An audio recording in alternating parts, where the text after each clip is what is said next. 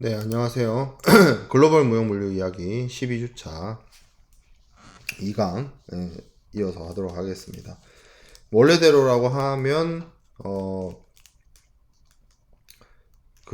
오프라인 강의를 했었어야 되는데 뭐 체육대회 등등의 문제로 인해서 사전 제작 강의로 대체하게 되었고 이번 주중으로 다시 사전 제작 영상이 하나 더 업로드 될 예정입니다. 그래서 여러분들 참고하면 될 것 같고요.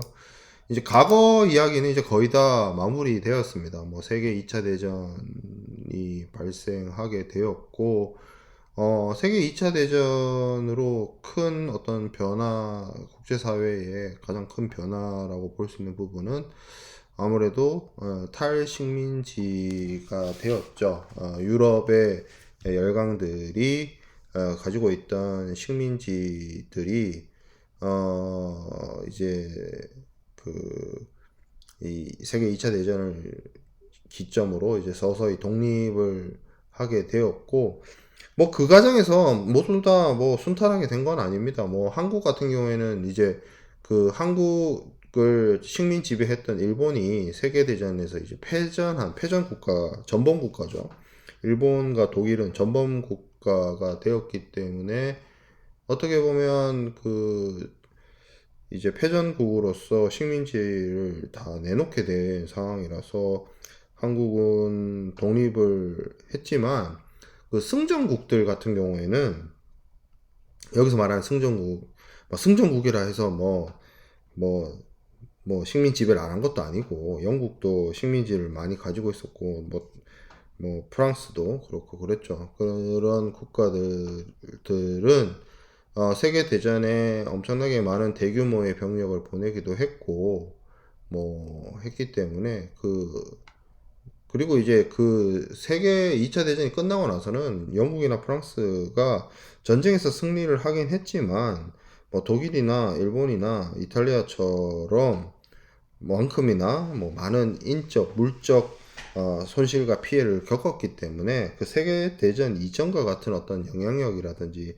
뭐 어떤 군사 경제력을 갖추지 못한 상황이 되다 보니까 식민지에 대한 어떤 핸들링 자체가 약해지게 됩니다. 그러면서 여러 식민 국가들이 이제 식민 지배에서 벗어나게 되었고 뭐 가장 뭐 잘 알려지지 않은 사건 중에 하나가 이제 알제리 같은 나라들은 프랑스가 지중해 건너편에 있는 알제리를 내놓지 않으려고 하다 보니 거기서 많은 어떤 갈등들이나 이런 것들이 생겨나기도 하고 했었죠. 어쨌든 탈식민지가 진행이 되었고 이제 미국이라고 하는 초강대국에 의한 어떤 패권이 확립되고 거기에 따라서 또 반대편에 이제 소련이라고 하는 진영이 생겨나다 보니까 이 미국을 중심으로 하는 자본주의 진영과 소련을 중심으로 하는 사회주의 진영이 이제 대립을 하게 됩니다. 이 두 진영 모두 다 2차 대전 승전국이었고 2차 대전 승전 이후에 각각 또 핵무기를 갖추고 있다 보니까 실제로 총알이나 뭐 이런 것들을 물리적으로 투사하는 전쟁이 아니라 그냥 어떻게 보면 양쪽 진영의 긴장 관계가 지속되는 그런 어떤 냉전 체제에 접어들게 되죠. 그래서 미국과 소련이라고 하는 양극을 중심으로 한 세계 질서 재편이 일어나고, 뭐, 그거는 정치적, 군사적으로는 그런 상황이었지만, 경제적으로는 뭐, 소련이 미국에 비할 수 있는 상황이 아니었고, 미국이 차지하고 있는 어떤 경제력에 있어서의 어떤 영향력이나 주도권은 압도적이었기 때문에, 세계 2차 대전 이후에는 박스 아메리카나 시대가 도래했고 미국이 세계 경제 패권을 장악을 했다라고 볼 수가 있습니다. 유럽은 뭐 프랑스나 독일이나 이태리나 뭐 영국이나 다 할 것 없이 전부 다 이제 폐허가 되었고 그런 2차 대전 이후에 어떤 경제 재건과 관련해서 미국이 원조를 해야 할 정도로 유럽의 상황이 좋지 않았기 때문에 이 미국 주도의 경제 정책이 돌아가게 되었고, 이때 미국이 그 유럽을 돕기 위해서 그 만들어졌던 기구 중에 하나가 경제협력기구가 OECD였고, 그리고 군사적 지원을 목적으로 만든 기구가 나토예요. 나토, 북대서양조약기구. 이 나토는 오늘날까지도 있어서 지금 뭐 러시아 우크라이나 전쟁에 으로 인해서 그 역할이나 위상이 더 강화되고 있는 게 나토고, OECD 많이 들어봤죠? 예, 뭐 이제 경제적으로 선진국들의 어떤 뭐 모임이라고 볼 수 있는데, 그 OECD가 이때 그 미국이 유럽을 지원을 하면서 어떤 하나의 국가들 간의 협의체로 만들었던 것이 발전을 하게 되었습니다. 이에 반대로 소련 같은 경우에는 바르샤바 조약기구를 만들어서 경쟁을 하게 되죠. 예, 그래서 이 파란색의 자유 진영과 사회주의 진영 간의 이런 대립이 있었고, 요 오른쪽 아래에 있는 사진은 모스크바에 맥도날드가 처음 들어갔을 때 줄 서고 있는 모습이에요. 한국에 쉑쉑버거 처음 들어왔을 때도 이렇게 줄 서고 있었는데 요새는 그렇게 줄 안 쓰죠. 자, 다자적 세계 질서. 이제 2차 대전 이후에 세계 경제 질서는 전쟁 이전과는 뭐 다른 상황이 도래했습니다. 두 번의 세계 대전을 거쳤고 뭐 경제 대공황을 거쳤기 때문에 이 전 세계가 어떤 공멸하지 않을 수 있는 어떤 경제 질서의 확립이라는 것이 필요하다라고 판단을 했어요. 그래서 1944년 아직 세계 2차 대전이 끝나기도 전이었어요. 44개국의 대표가 모여가지고 국제 경제 체제를 어떻게 할 것인가에 대한 논의를 하게 됩니다. 그때 이제 그 회의를 했던 호텔 이름으로 알고 있는데 브레턴 우즈 체제가 만들어지게 됩니다. 그래서 이 세계 경제가 이 화폐를 사용함에 있어서 외환 시장을 조금 더 안정적으로 구축을 해야 되겠다라는 것과 자유무역이라는 어떤 큰 틀 안에서의 무역 장벽을 제거하기 위해서 여러 가지 세계 국제기구를 만들게 되는데, 이때 만들어진 국제기구가 첫 번째가 IMF 국제통화기금이고요. 각 국가의 외환 관리나 이런 것들을 하기 위한 것을 목적으로 만들었고, 그리고 이제 탈식민지한 국가들이나 이제 전쟁으로 인해서 폐허가 된 국가를 어떻게 보면 지원하기 위해서 만들어진 게 IBRD 개발은행이었고, 그리고 이제 무역 자유화를 위해서 관세와 무역에 대한 어떤 국제적 협정을 만들었던 것이 가트입니다. 이걸 통해서 세계 2차 대전 이후, 세계 경제 대공황 이후에 새로운 경제 체제를 재편을 하려고 했던 거죠. 근데 이거 자체가 이제 어떻게 보면 미국의 주도하에 이루어졌기 때문에 어떻게 보면 미국의 달러화를 바탕으로 한 경제적 패권을 공고히 하는 그런 어떤 역할을 수행하게 됩니다. 자, 그리고 우리가 지지난 시간인가 이제 금태안이라든지 금본위제에 대해서 얘기를 하게 되었는데, 이제 그 파운드화를 금과 교환하던 그런 어떤 시스템에서 이제는 미국 달러화를 금과 태환을 하는 그런 방식으로 인해서 그런 방식으로 이제 전환을 하게 되는 거죠. 그래서 이때부터 세계 2차 대전 이후부터 이제는 본격적으로 국제 통화로서 달러화가 사용이 되게 됩니다.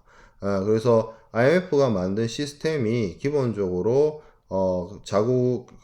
IMF에 이제 가입되어 있는 국가들이 자국 통화를 금 또는 미국 달러하고 연결시키고 오직 달러만이 언제든 금으로 바꿀 수 있는.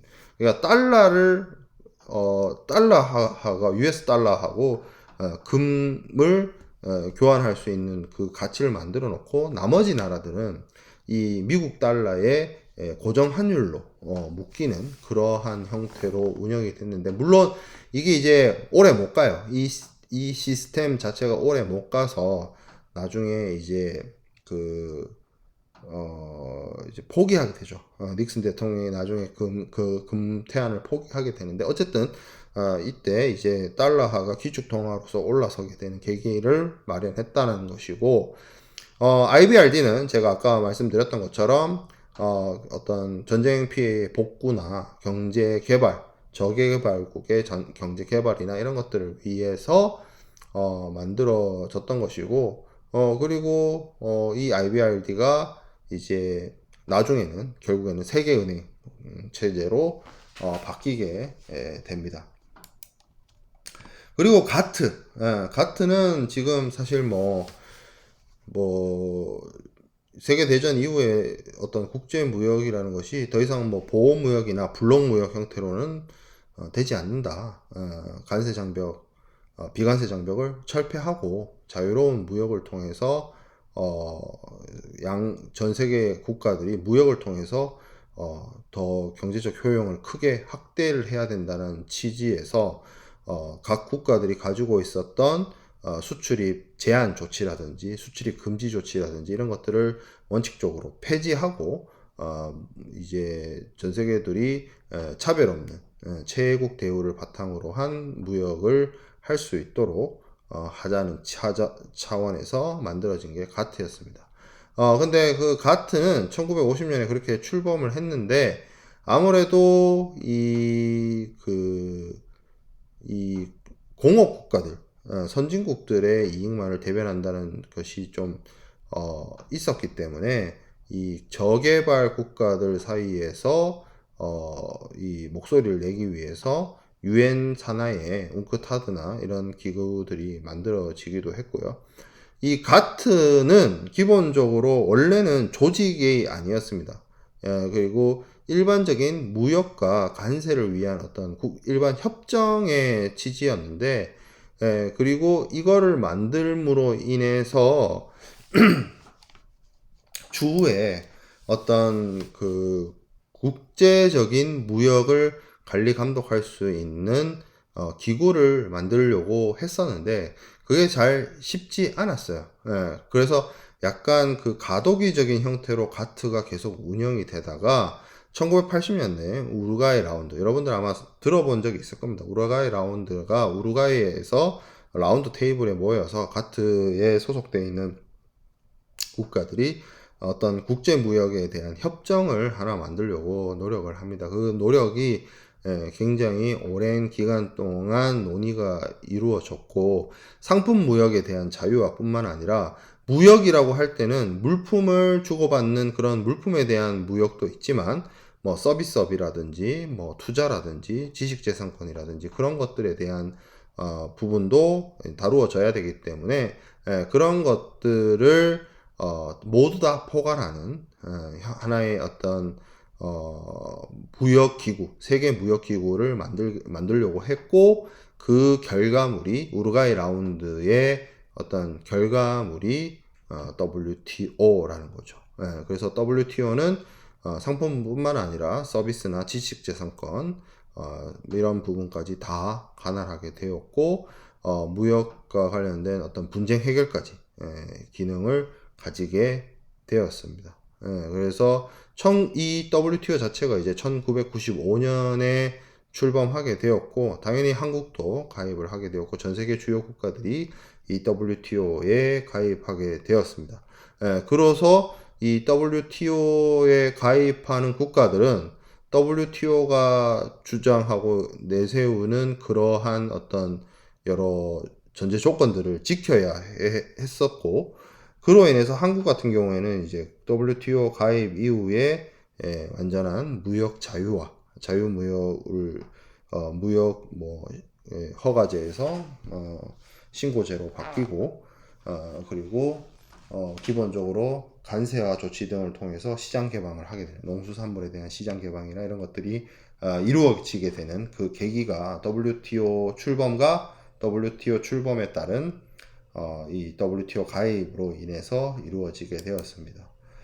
그 외에 이제 WTO가 출범한 그 시기 이후에 유럽이 서서히 세계 2차 대전의 폐허에서 벗어나면서 유럽의 이제 경제 성장을 하게 되었고, 뭐 세계 2차 대전 이전처럼 뭐 세계 경제를 쥐락펴락할 수 있을 정도의 기득권을 확보하지는 못하지만, 그래도 가지고 있었던 어떤 인프라라든지 인적 자원들이 있었기 때문에 크게 번영을 하게 되죠.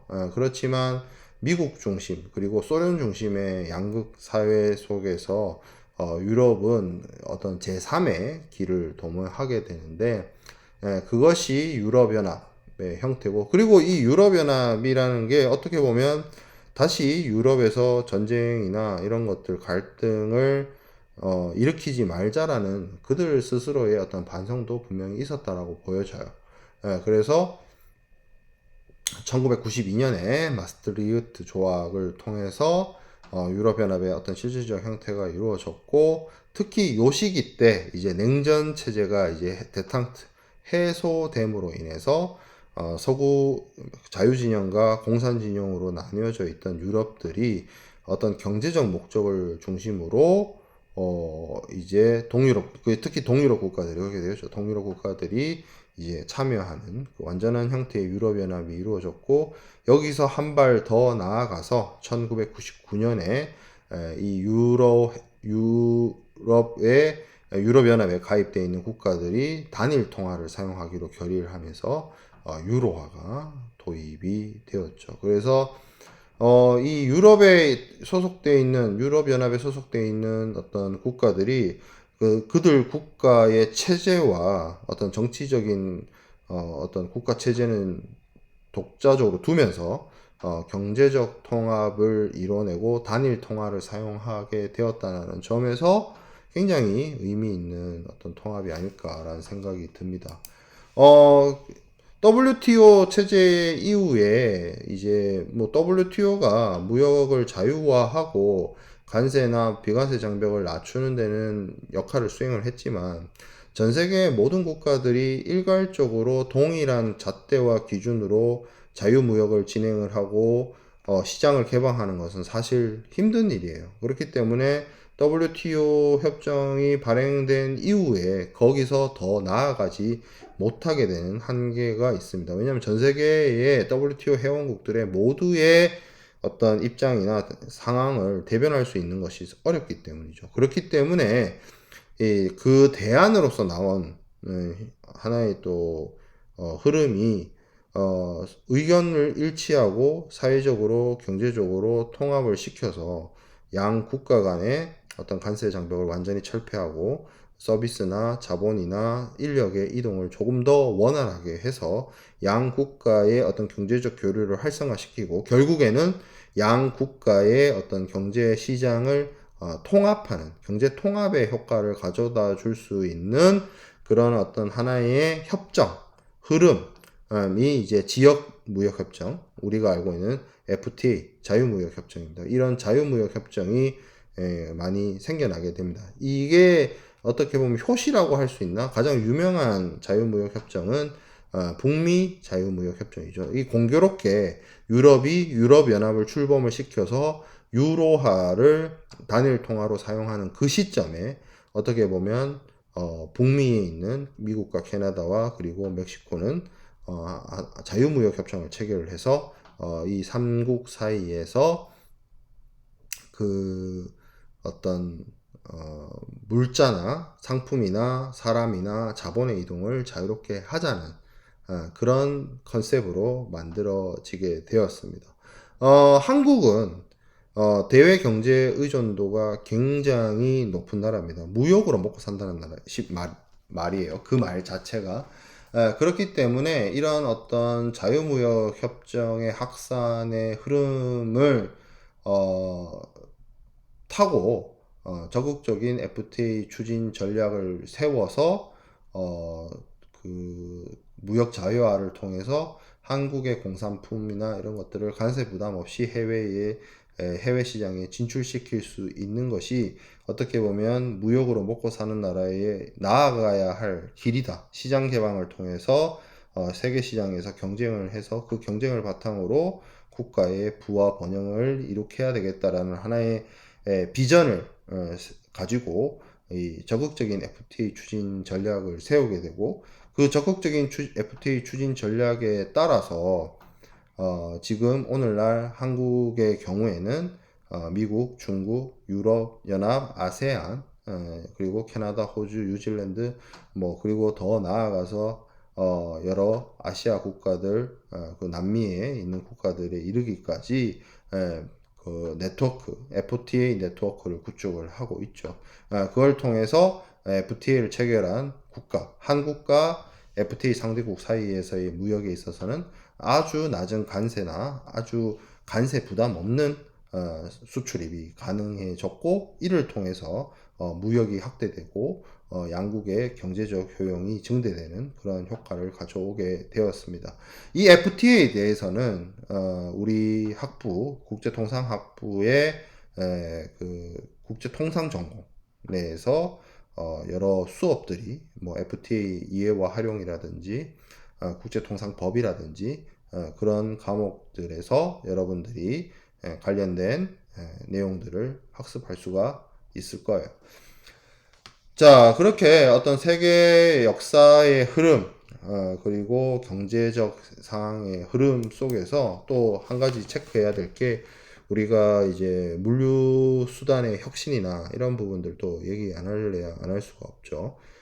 이제 현대에 넘어오면서부터 또 우리가 체크해야 될 하나의 큰 변화가 운송수단의 현대화에 있습니다.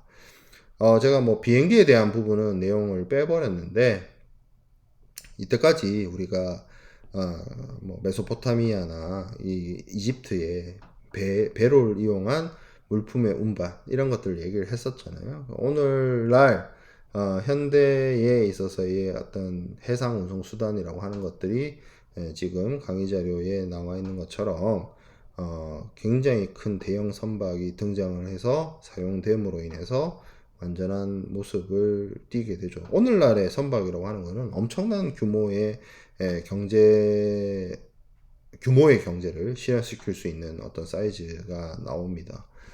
그래서 뭐 이런 컨테이너 선이라든지 벌크 선이라든지 유조선이라든지 항공모함이라든지 이런 대형 선박들이 등장을 하게 되었죠. 예전에 세계 1, 2차 대전이나 뭐 50년대까지만 하더라도 이런 재래선들이 제너럴 카고십들이 사용이 되었어요. 이런 재래선들은 크레인이나 뭐 대릭 같은 아주 도르래의 원리를 이용해서 화물을 선박에 싣고 내리는 이런 방식으로 사용되어졌었는데, 오늘날의 이제 대선박들은 뭐 컨테이너선이나 아니면 특수선이나 벌크선들이 주로 해상 운송과 해상 무역에 많이 사용이 되죠. 그래서 유조선이라든지 LNG선이라든지 아니면 이제 이런 선박들은 이제 로로선이라고 하는데, 자동차를 전용해서 운반하기 위한 선박들, 이런 선박들이 국제 무역의 하나의 운송 수단으로서 사용이 되죠. 그래서 여러분들 그 뭐 우리 수업 처음 시작할 때 얘기했던 뭐 쿠파라든지 범선이라든지 뭐 이런 거에 비하면 엄청 많은 발전과 규모의 경제와 뭐 이런 것들을 이룩한 것이 오늘날의 현대적인 운송 수단이고요. 이 벌크선입니다. 벌크선은 컨테이너를 이용하지 않는 선박이고, 어떤 곡물이라든지 강석이라든지 그런 어떤 비포장 화물을 운반하기 위한 전용 선박으로서 사용이 되는데, 뭐 이렇게 생겼어요. 보통 이렇게 생겨 있고, 여기 이 배에 이렇게 네모판 듯한 이 판넬이 사실은 요렇게 열려 가지고 요 안에다가 크레인을, 여기 배들이 크레인 옆에 있죠. 그래서 크레인을 이용을 해서 여기다가 뭐 곡물이라든지 강석이라든지 비포장 화물을 적지 않은 그런 방식으로 운영을 됩니다. 사이즈가 엄청나게 커요. 이 사진에 여기 이렇게 흰색으로 이렇게 돼 있는 게 이게 안전모거든요. 사람 한 명의 크기가 한 요 정도 사이즈라고 생각을 해보면 이 배가 얼마 정도 큰 사이즈인지 여러분들이 짐작 가능할 거라고 생각이 듭니다. 그리고 제가 수업 시간에 한번 이야기했던 것으로 알고 있는데, 이 시기에 가장 혁명적인 어떤 운송, 물류, 무역에 있어서의 큰 변화는 역시나 컨테이너의 등장과 그 컨테이너의 사용에 있다라고 생각이 듭니다. 컨테이너는 20피트 컨테이너가 있고요. 40피트 컨테이너가 있습니다. 물론 하이 큐브가 있긴 한데 그러한 컨테이너는 잘 찾아보기가 어렵고 거의 대부분의 컨테이너들이 지금 여기 나와 있는 것처럼 동일한 사이즈, 동일 규격에서 이게 이제 20피트 컨테이너인데 20피트 컨테이너 두 개를 붙이면 딱 40피트 컨테이너가 될 수 있게끔, 물론 이 미세하게 그 컨테이너 접합부를 이렇게 연결할 수 있게 틈을 만들긴 합니다만 뭐 그거는 뭐 충분히 조정 가능한 오차니까요. 그래서 이런 것들이 제가 그 얘기를 했던 것 같아요. 인류가 자기들이 사용하는 언어라든지 간습이라든지 종교라든지 뭐 이런 것들은 통일하지 못했지만 딱 유일하게 전 세계 모든 인류가 통일한 컨테이너의 규격. 이 컨테이너 규격은 중국에서든 한국에서든 일본에서든 유럽에서든 미국에서든 똑같은 동일한 사이즈를 사용한다. 그걸 통해서 국제 무역과 국제 운송 물류에 있어서의 엄청난 획기적인 변화를 가져다 주었다. 그래서 미국에서 사용한 컨테이너를 중국에서 사용할 수가 있고, 한국에서 사용한 컨테이너를 일본에서 사용할 수 있고, 아시아에서 사용한 컨테이너를 유럽에서 사용할 수 있고, 북미에서 사용한 컨테이너를 남미에서 사용할 수 있다. 그리고 전 세계 모든 항구들은 이 컨테이너 선을 이용할 수 있는 동일한 규격의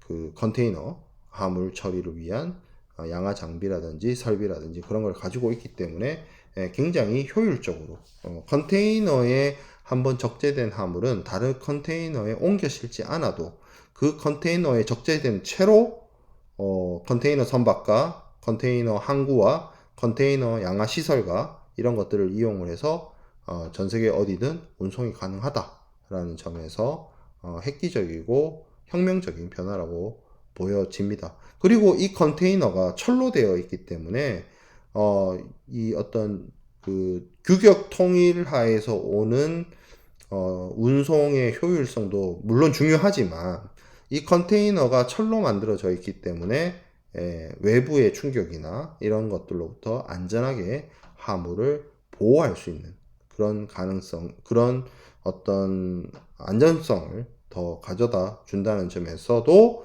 운송의 효율성과 안정성 모두 다 이것을 현실화시킬 수 있었던 굉장히 좋은 수단이었고, 이 1960년 초에 이 컨테이너가 도입되고 나서 급속도로 확대되었고 보급화되어서 오늘날에는 그러니까 컨테이너에 적재하기가 힘든 곡물이라든지 강석이라든지 목재라든지 이런 화물들 같은 경우에는 아까 슬라이드에서 본 것처럼 벌크선을 이용하고, 아니면 이제 액체, 소위 말하는 원유라든지 가스라든지 그런 경우에는 이런 특수 선박들을 사용을 하지만 그 외 일반적인 화물, 일반적인 공산품들은 다 컨테이너를 이용한 컨테이너 운송을 하고 있다라는 점입니다. 자, 이런 어떤 운송수단의 변화에 이어서 기술, 특히 최근에 들어와서 정보통신 기술의 발달이 매우 두드러지게 나타나고 있죠.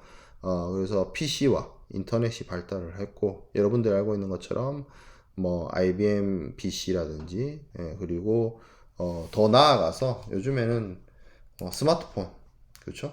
스티브 잡스. 물론 제가 이런 관련된 수업을 한 10년, 20년 전에 했다라고 하면 이 사진은 없었겠죠. 이 사진이 없었겠죠. 2023년이 아니라 2003년에 제가 이런 수업을 하고 있었다면 아마 이 사진을 못 썼을 거예요. 이 두 사진만 썼겠죠. 개인용 PC하고 윈도우를 만든 마이크로소프트에 대한 MS-DOS와 마이크로소프트에 대한 얘기만 했겠지만 PC 발전을 넘어서서 인터넷 사용, 그리고 인터넷 사용을 더 나아가서 개인용 단말기라고 할 수 있는 스마트폰의 보급, 이런 어떤 혁신들이 또 이 정보통신 분야, 통신 분야에 있어서 이루어지게 되었습니다. 우리가 수업 시간에 제가 그 얘기를 했었어요. 미국과 유럽 간에 해저 케이블 깔아가지고 모스 부호를 이용한 전신을 쳤다. 그런 걸 통해서 원래대로라고 하면 미국의 대통령이 영국의 왕한테 뭔가 편지를 보내려고 하면 예전에는 배를 타고 가서 한 달 넘게 걸렸지만 모스부호를 이용한 전신을 이용하게 되면서 한나절 하루 만에 미국 대통령의 메시지를 영국 왕에게 보낼 수 있는 시대가 왔다. 그 얘기를 했었죠.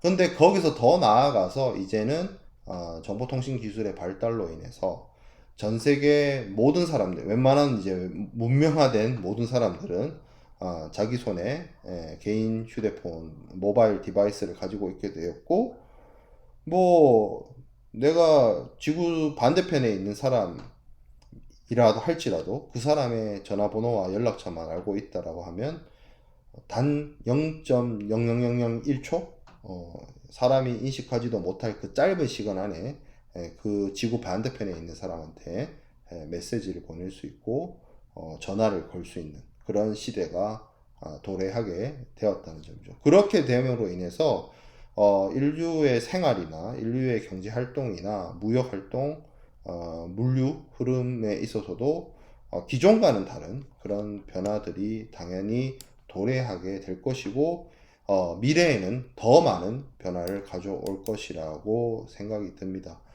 그래서 오늘날 사실 뭐 여러 차례 산업혁명에 대해서도 우리가 다뤘었긴 하지만 최근에 가장 많이 이슈화되는 게 2016년 세계경제포럼에서 등장했던 4차 산업혁명이라는 말이라고 생각이 들어요. 기존에는 없었던 뭐 인공지능이라든지 로봇이라든지 뭐 사물 인터넷, 뭐 아니면 빅데이터, 클라우드 컴퓨팅, 이런 정보통신 기술을 활용한 혁신이 이 여러 우리 사회 전반, 우리 경제 활동 전반, 우리 산업 활동 전반에 반영이 되게 되었고, 국제 무역과 물류에 있어서도 이런 4차 산업혁명을 통한 변화가 현실화되고 반영되고 변화되고 또 미래의 하나의 트렌드를 새롭게 주도해 나갈 거라고 생각이 듭니다. 그래서 이 4차 산업혁명과 관련된 여러 변화들이 핵심적으로 등장하고 활용되고 할 텐데 그런 부분들에 대한 부분들은 다음 시간에 우리가 조금 더 깊게 이야기를 하면서 이어나가 보도록 하겠습니다. 이번 주 중안으로 이 뒷부분에 대한 사전 제작 강의를 촬영을 해서 업로드를 하도록 하겠습니다.